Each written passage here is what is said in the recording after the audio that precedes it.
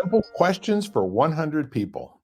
Welcome to the experiment. I'm Bill Carell, and this is my investigation. My research project is to gather data from 100 beautiful human beings for the sole purpose to see what actually happens across the interviews. Now, the questions are fixed, and all the interviews will remain consistent, with the variable being the actual participants themselves and their answers.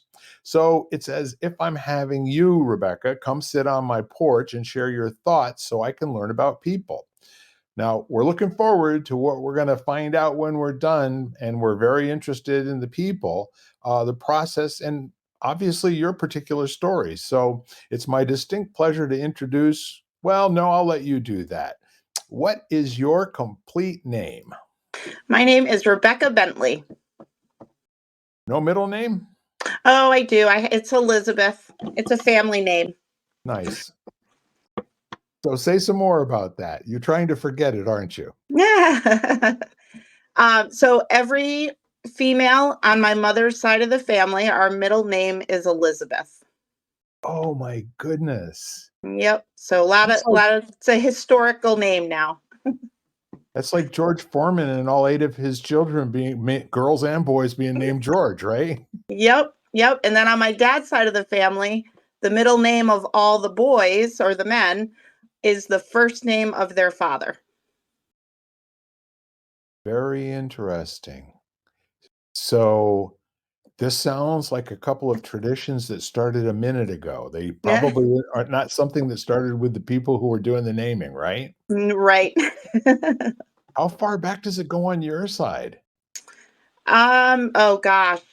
I think it goes back as far as my great great grandmother for the females, and it's actually two separate families that have this tradition. And then on my dad's side of the family, I think it goes back to my three greats. So great great great.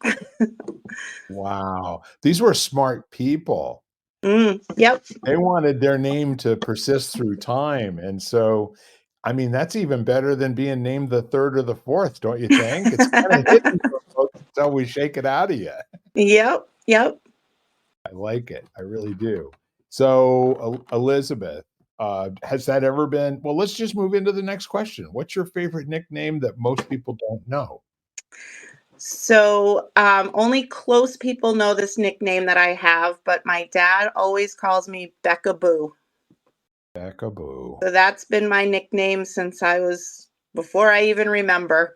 My dad always called me that, and no shame in saying it in front of my close friends and new boyfriends and through the years. So, yep, Yeah, I hold that nickname near and dear now.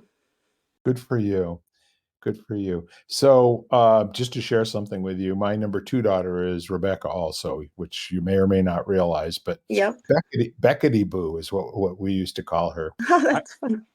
I've metamorphosed, pet names for her entire life. I still do. And at one point, my nickname for her was George. Hmm. Uh, so what other nicknames do you have? That is probably the only nickname that I have through the family. With work, they call me Reb. So my initials right now are Rebecca Elizabeth Bentley, so Right? REB. Right? And it happens to be the first three letters of Rebecca. And I happened to sign an email and I was working very fast and I just put Reb instead of my full name and it stuck. So now at work, they call me Reb. That's funny. That's funny. And the 3, initials of our names used to be, for everyone in top management back in the '70s and '80s, instead of, the secretary having to type out their full name, it was just WKC or REW or HWK or something like that. So Reb is cool. And I've known you for a bunch of years, but I've never known anything or anybody to call you Becky Oh, or anything. no, Yeah, or nope. Becca or anything like that. Yeah, I'm Auntie Beck to my nieces and nephews. Yeah. But if anybody ever called my house and asked for Becky, my father would say, "There is not somebody here by the name of Becky," and would hang up on them. Yeah, feel free So, to call back when you know what her name is, right? yep, yep. Very, very cool. So your dad was your partner in keeping that one alive. Yes. Good for you. So this one's kind of interesting, and I get lots of different answers to it, as you can imagine. But when did you first notice what color hair you had? Oh boy. Um, that's a really good question, Bill. I don't think anybody's ever asked that question before of me. So good question. Um, I would probably say I mean, I was probably in high school when I cut my hair off, when it really hit me when I butched my hair in high school, and, I think that's probably when the biggest notice happened of my hair. Everybody was shocked that I cut my hair, and so I think that was probably the time that I noticed the actual paying attention to the color of your hair, and then, of course, now that I'm older and my silver streaks are now taking over, I definitely notice my hair now. You're wearing your wisdom on the outside now, I- aren't you? Exactly, exactly. So that's really cool. And so, uh, when you did cut your hair off, this is the first time I've ever heard this story. And don't worry about it. It's just you and me talking. Nobody else is Yep. paying attention here. Nope. What possessed you to do that? To butch your hair, I think you said. Yep. So I was competitive swimmer and a competitive tennis player and a competitive basketball player in my youth. So as I got older, I became more involved in the sports, and it was easier to put a swim cap on to get in the pool with short hair. So Sure. that's what started it. Yep. I'll be darned. Now, I couldn't have made that story up. So thanks for sharing that with me. So next question is, what is your favorite thing to do to intentionally waste time? I like to play brain games on my iPad. So word games, Scrabble, word searches, some cards. I like to play cards on my iPad. And my sister and I actually have gotten into a game called Catan. And so whenever we want to waste time together, we play Catan, and we will play for hours. So I'm a Catan nerd, I think. How do you spell Catan for those at home? Catan. Exactly the way it sounds, but it could Yep. be a Q these days. It could be a number of different letters, but, and is that meaningful in any way? Is it derived from anything, I or is it an actual a game that's been around, or So I think it's a game that has been around. They have different versions of it, so you can play many different layouts of the game. My right? sister and I like to play the traditional one, but it's basically the concept behind it is building villages and cities, and you do it by gaining resources. And so um, if the resource is lacking, you got to find another way to get that resource. And it can be pretty grueling when we block each other and short out the other one of resources. And Oh, wow. it's a good sibling game. Yes, getting even for old scores, right? Settling up. Okay. So, are there anything else that you would like now, taking a look and seeing, are there any other time wasters that, most people will just not know about you? Oh, not know about me. Um, I, I, I like to sit on my back deck with a cup of coffee very first thing in the morning and just take a nice big deep breath and kind of relax the brain before the start of the day. So not very many people know that I do that, but I do. As soon as the weather is, warm enough to get out there and it's not raining, I'm sitting out there before work, getting up early and just relaxing. So, we're kinda on the cusp of that right now, aren't we? mhm. It was, I think, Yes, in we the are. low 40s this morning, which is better than the high 30s, but Yep, I was back there this morning. good for you. Good for you. That's fantastic. So, what's your favorite movie to watch alone, Rebecca? My favorite movie to watch alone. Oh, so that would be The Music Man. Um, I my mother and father raised me on all the old movies, singing and dancing, and Fred Astaire and Ginger Rogers, and um, so watching The Music Man with the marching band and just the humor of that movie of nobody knowing how to play. I myself had always wanted to be in a marching band. I played the flute for 14 years. So that was something that I had always wanted to do, but I never had the opportunity to do it. I took a different path. But my father, that was a movie near and dear to his heart. Yeah, I get So it.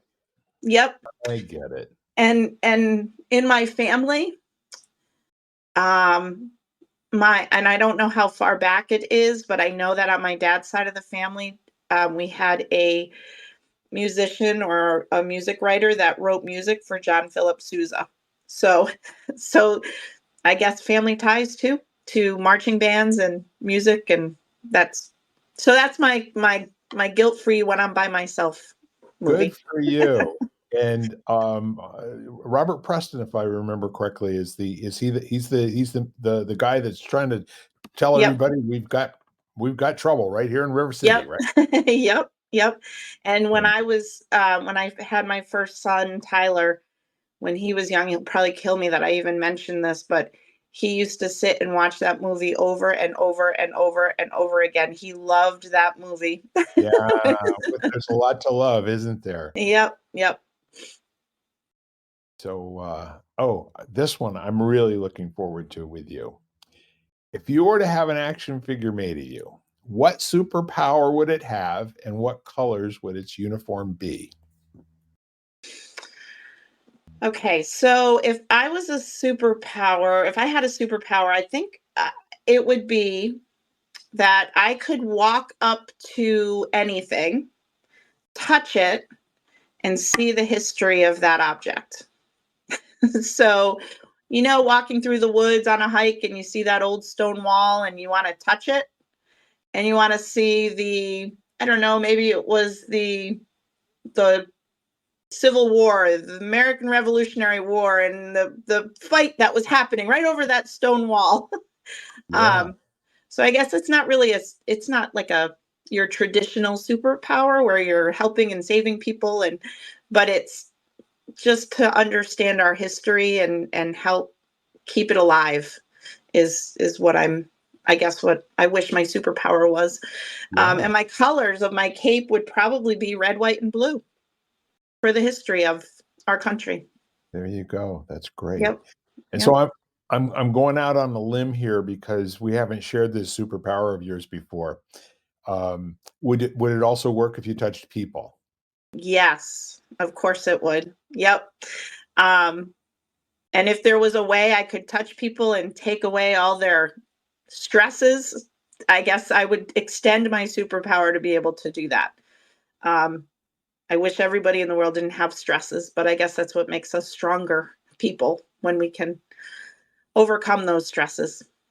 And some would say that's what makes us all commonly human, right? Yep. We Yep. do share some things, that maybe all of us are not too satisfied or happy with, and there are some people that are pretty good at making that go away, you know? hmm And then Yeah. there's other people that are really good at amplifying it. That is true. Yeah, that's great. So, what did you want to grow up to be when you were 5 years old? Oh, um, when I was 5, I would say I had no idea what I wanted to be when I grew up. At 5, I wanted to be a kid for the rest of my life. But I think as I got a little bit older, 8 years old, 7 years old, I should say it the other way, 7, 8 years old. Um, I wanted to be a professional tennis player. That is what I wanted to be. Excellent. Say And some more.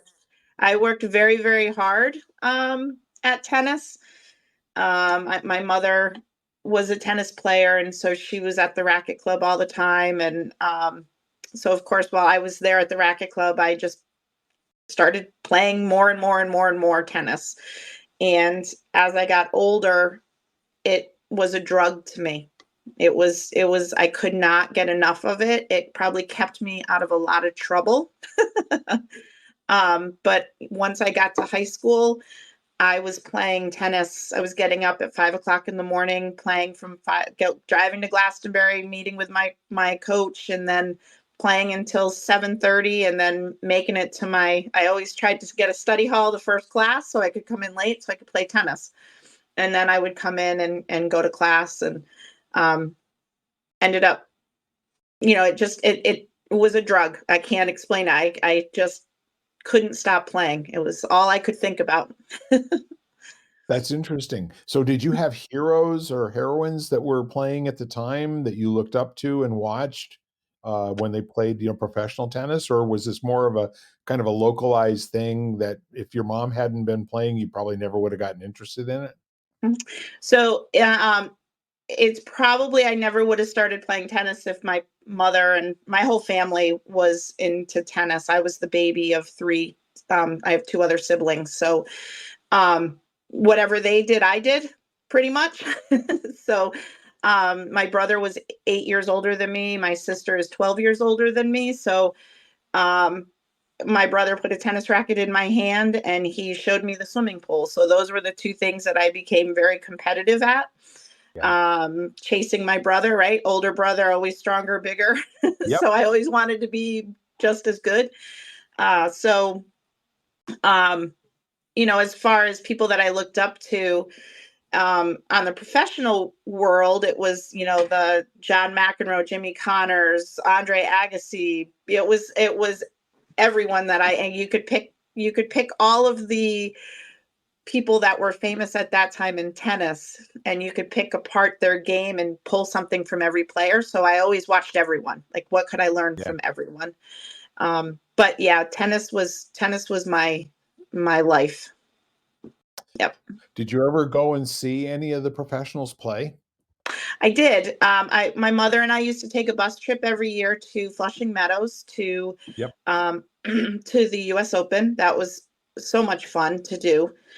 And I also the Davis Cup. So the Davis Cup is the different countries playing against each other, Yep. and the U.S. Davis Cup. There was a U.S. Germany match happening at the Hartford Civic Center. So my mother, the racket club that one of the racket clubs we belonged to was chosen to chauffeur the drivers. Yeah. And so my mother was one of the chauffeurs. So I was in high school. I was a freshman in high school, and my mother brought me that day. So whenever they had whenever they had a practice match at the Civic Center, it was me and these players. Yep. So I was by myself sitting there on the sideline watching these players practice. So Boris Becker was one of them that I, got to talk to and meet. Um, Djokovic, who's big time now. He's Yes. he's very big now. He was actually much younger and was a practice partner back then. So I got to meet him before he even became, you know, who he is now. Yes. And then probably the highlight of that whole day was when the last trip of the day was to bring John McEnroe back to his hotel. And so I got to sit in the back seat of my mother's car next to John McEnroe in downtown Hartford, driving him back to his hotel. And it was the coolest thing for me in my freshman year of high school. Turns out he's not a bad sort when you No, he when was, you remove the, the line judges. yes, he was really nice. Yep. Long as Yeah. those line judges aren't there, he's all right. His, his leadership, in those days, if he had ever known. I actually heard him say something last year when they were at Wimbledon, and they were talking about how they've replaced, all the line judges. They still have the Hmm. chair umpire. Hmm. with the Cyclops machines. They're at the level right now. We could do that in almost every sport, including Right. basketball and football. Yep. However, however, with that said, I guess I'm not sure. It might have been his brother Patrick that was asking him, John, did you think that you'd be able to piss people off so badly that someday that they would all quit the game? Yeah. Yep. Yep. And you know what his answer was, as I recall? He said, "If I'd only known that all I had to do was press some more at the time." Yep. But, He's an icon in the tennis world, that's for sure. no doubt about it, and Yep. he's also somebody who's a pretty good interviewer as well, in my Yes. experience. So, Yep. that's neat. That's an aspect that I had never heard about before, and now we can actually jump into the next question. We've got some foundation here. What is your greatest accomplishment? So I think i- if you look at, I I'm gonna say the stereotypical answer, but it is absolutely true for me. It's my kids. Yeah. Yep. I don't know why I'm so emotional today, Bill. So you wanna know what that is? I'm gonna give you something. This will be great when you're coaching other people that work for you. It's just you've touched an area of your life where you do not yet have sufficient language. Does that make sense?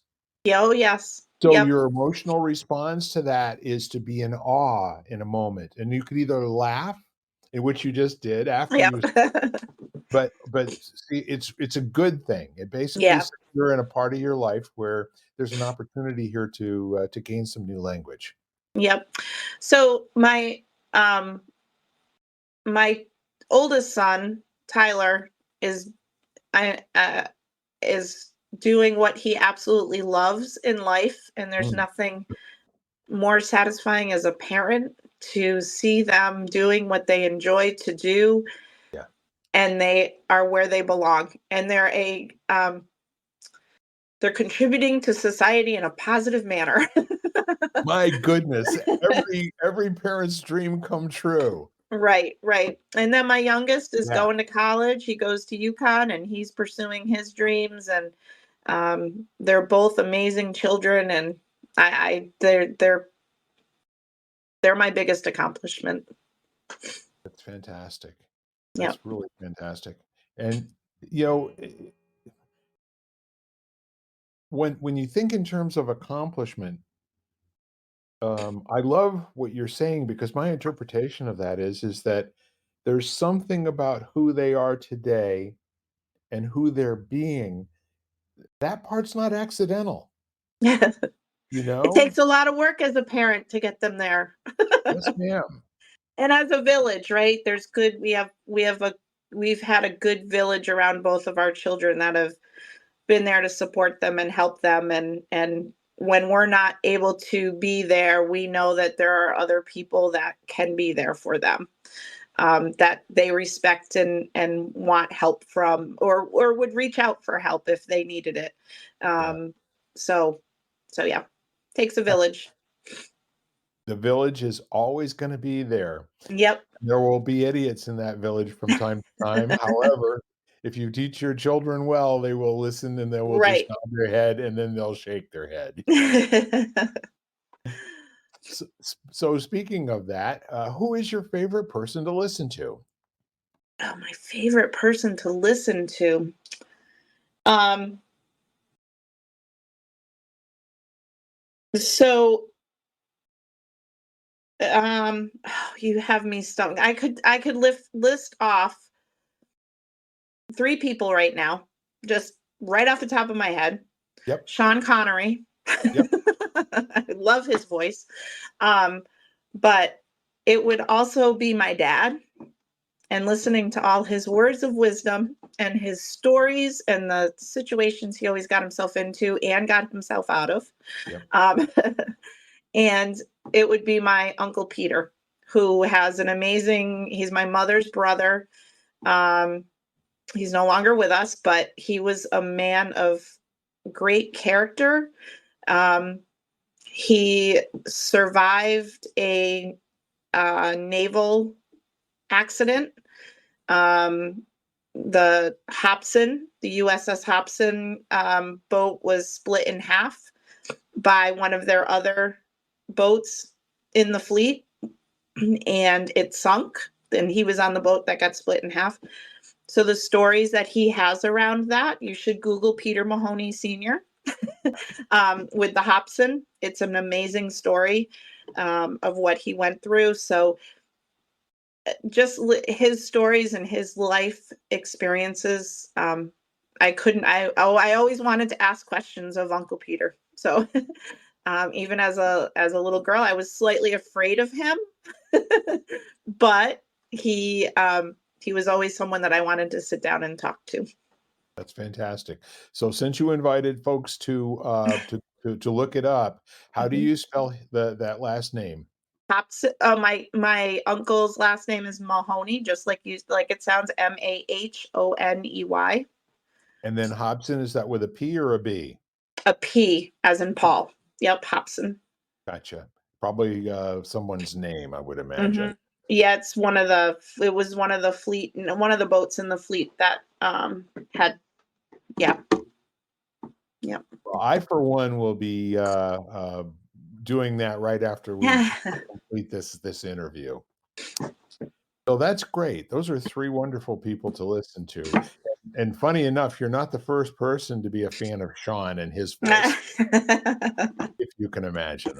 I like Probably listening. him and Samuel L. Jackson probably is another voice, right? Yeah. Nice deep voice. Yep. That's really fantastic. So I've got a sentence for you to complete. Okay. When I grow up, I'd like to. Hmm. Well, I would like to travel all 52 states in the US. 52. 52 of them. Good for you. 50, however many I can get to, Bill. However many. There might be more than that by the time you get to it. You know what? That's exactly right. There could be more. You never know. So are you talking about Puerto Rico and Guam? Because those are the 2 next candidates as I understand it. Yeah, listen, I add them to the list. I absolutely So would say like to some go. more about that. Have you traveled much? So, I mean, I wouldn't say that I've traveled a lot. I've been on a couple cruises. I've never been over to Europe.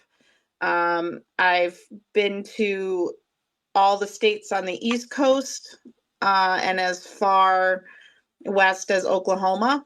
So I'd like to venture out and see more and probably revisit some of the states as I traveled when I was younger. Yeah. So I feel like our country has a lot to offer, and I want to go see. I want to go sit in that, hole in the wall coffee shop and meet the locals and just enjoy what is out there. Yeah. The, uh, um the penchant for sitting on your back porch and just watching the world go by and the first thing in the morning with your cup of coffee, that actually does work a lot of different places. Yep, it sure does. Yep, and that's where you meet the interesting people, when you just say hello or good morning to someone, some people just need to hear that good morning, and some people haven't. The elderly, they walk in and get their cup of coffee and they have a story to tell, and sometimes they haven't been able to talk to somebody in a couple days, so you could be that person and learn a lot about a person, and they appreciate that someone paid attention to them. So um yeah, That's there's a really lot. that's really yeah, no, that's really insightful, especially that you mentioned, how the elderly can be. But you know what I've noticed is that, it used to be kind of a pain to me and a nuisance when a relative or somebody that I knew would have to tell me the same story over and over and over Mhm, again. And finally, I spent a little bit of time just watching who they were being while mhm, they retold this story, which I'm certain they knew in some cases that they'd already told me about it. yep, But what I found was, and I'd love to hear your take on this, is what I found is that they were actually reliving the moment. Mhm. Yeah. And it wasn't Yes. like you were, just giving me information. They were taking themselves back there, and if I gave them the time of day, I could go along with them, you know? Yeah. Yeah, you can see the, spark, the youth come out in their the spark in their eye, and, um, yeah, just makes them, and it makes them feel young again, it makes them feel listened to, it just it yeah, yep.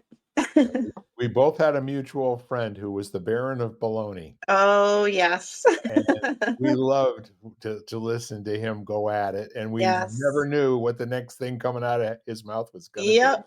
Yep, yep, yep. I miss his stories, that's for sure. Boy, me too, me too, no doubt about it. Yep. So, okay, so now, what's the most important thing in life to you, like, right now? Um, so the most important thing in life right now to me is, um, I think there's a couple things that I will mention. Um, I still have a sophomore in college. So that's very important to me to help guide him through, the next few years of finishing college. And there's a lot of pressures, and I see it with college students as I work at the university. So I see a lot of students having a lot of, there is a lot of mental health concerns and stresses. And so, most important to me is to help my son get through the next couple of years and find his job, and be able to move forward. Um, but and another aspect of my life is, I don't want to say newly divorced, but it's been 4 years, and I'm what's important to me right now is just being independent, and you know getting the strength back, and being able to do things on my own, and get through it. So Yes. um yeah, those are probably the two most important things, and reconnecting with my friends and my family. And um as you know, Bill, I lost three family members in 9 months. So my family went from a pretty decent size to, all of a sudden, it's just me and my sister now. So Yeah. my my family, my sister and her kids, and so Yeah, no,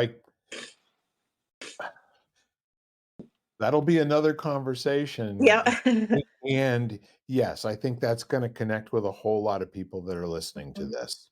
yeah. So, there's no one out there who hasn't got holes where they used to have a lot of voices that, Oh, yeah. you know so Yep. thank you for that, and that is important. It's so important, to start to put it all back together again and Mhm. start to, not, heal as much as grow. Right. You know what I'm saying? Yep.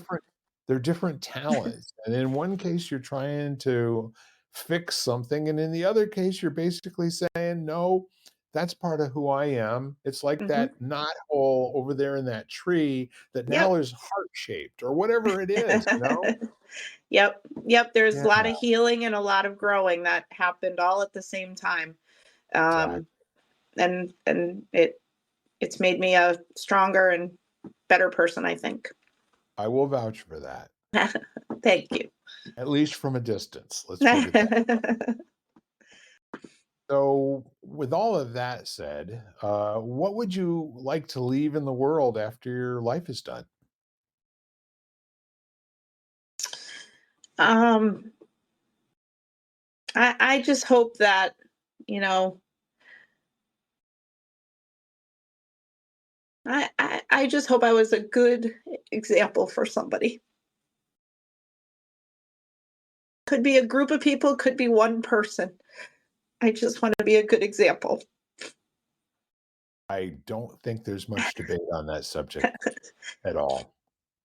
Thank you. Bill, you have been asking some very emotional questions of me today. Well, it's also something that I wanna say is indicative of the kinda loving, generous person I know you to be, okay?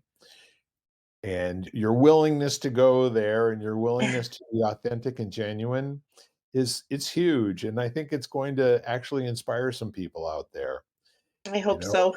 In a Yep. world where yeah, in a world where we can be anything, the first thing you wanna do is be kind, and then the next Yep. thing you wanna do is to be yourself. Yep. And don't spend too much time overthinking what yourself means. That's true. That is a true statement there. But, and so, I just want you to also kinda, like, take on board that when somebody asks you what your life's work is, not a usual question. You're not gonna No. hear that, and you're not gonna hear that at the bar. You're not gonna probably Yeah. hear that at work, you know? Yep. Yeah, what are you up to really, you know? What's the Mm. most important so, yes, I had no idea when I wrote these questions down a little over a year ago, what kinda answers I would get to them, and what I've found is that in this space that you and I are creating together, there's all this room to actually take a chance and go someplace that you probably haven't taken a look at it for a little while. Yep. This was great. These were great questions. I appreciate you, Bill. Well, I appreciate you too, and guess what? There's more. Oh boy. Okay. When you go to a baker, Mhm. Rebecca, and, I haven't for a long time, but my baker used to always, no matter whatever I bought a dozen of, and we've asked 12 questions so far, I'd always get a 13th, a 13th free donut, or 13th free cupcake or roll or whatever it was. So here's the baker's question for you. What is the thing that most people misunderstand about you? Oh, if you were to ask the people at work, it would probably be a totally different answer than people in my life, in my personal life. Um, it, I think at work, people I can come across as being very strict and having probably very high expectations. But then once you work for me, like I'm as fair can be, and I love to have fun. And so once you can get crack me, get through that initial probably stereotype that I have Yeah. from the outside. So that's probably a place where I misunderstood a little bit about, just the stereotype that I may have. And I'm very confident that you can go talk to my staff and they will say wonderful things. um, so I just have clear expectations, I guess, is the way to state that. But personally, I think being misunderstood, um, my sometimes I can be quiet and kind of push away a little bit, and it's just sometimes my friends, think they maybe I'm upset or angry, and it's just if I refer to what we talked about a little bit ago, it's me growing and it's me um just needing a break and just self-awareness and sitting on my back porch having my coffee.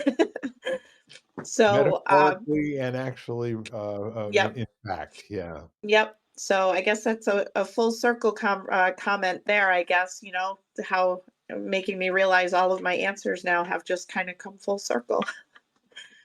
Yeah, Yep. I mean, an anchor is an anchor, right? Yep. Yep.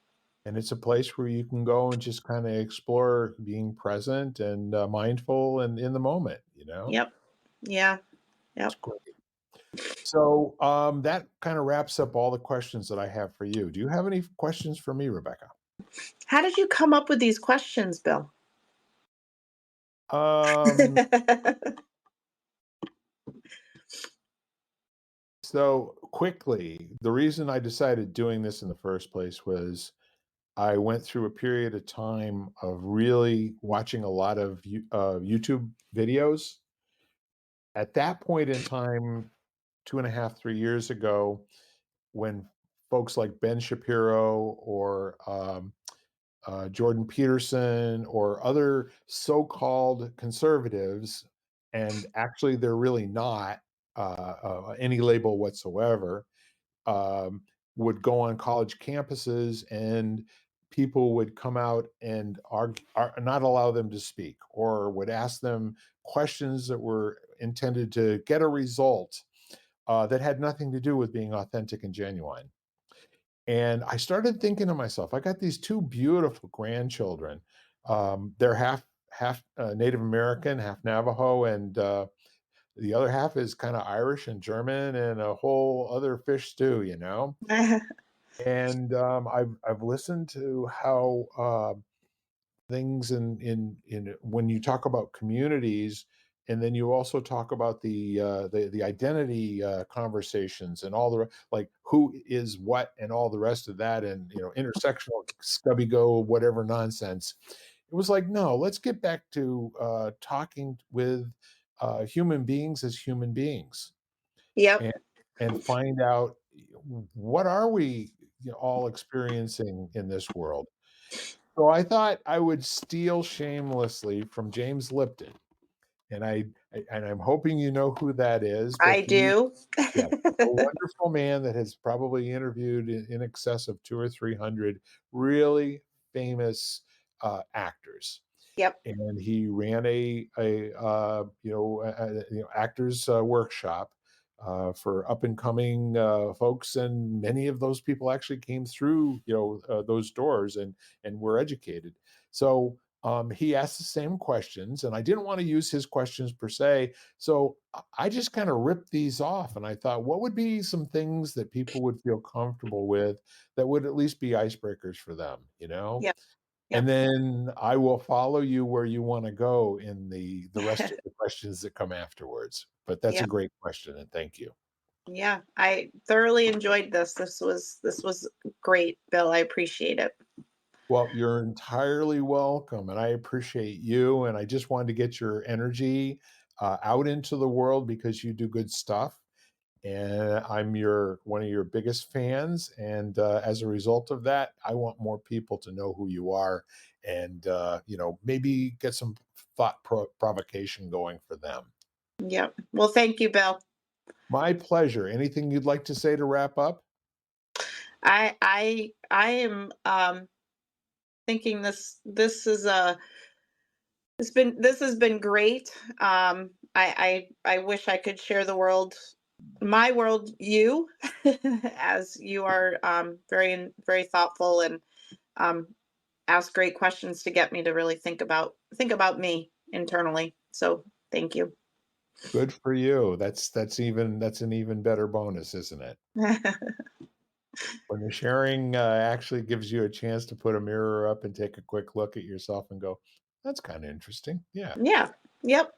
Yep. Well, thank you, Rebecca. And simple questions for 100 people. This is what we do. We give everyone an opportunity to express themselves in their own terms. And hopefully, well, if you learn something from it, or it opens a new avenue for you, or another question, hey, how bad can that be? Anyway, that's a wrap for us here today. And thank you again, Rebecca. Thank you, Bill. Have a great day. You too. You've been listening to Simple Questions for 100 People, part of the Exvadio Podcast Network. You can find every episode at exvadio.com/podcasts, the Apple Podcast app, Google Podcasts, Spotify, iHeartRadio, and wherever you find podcasts.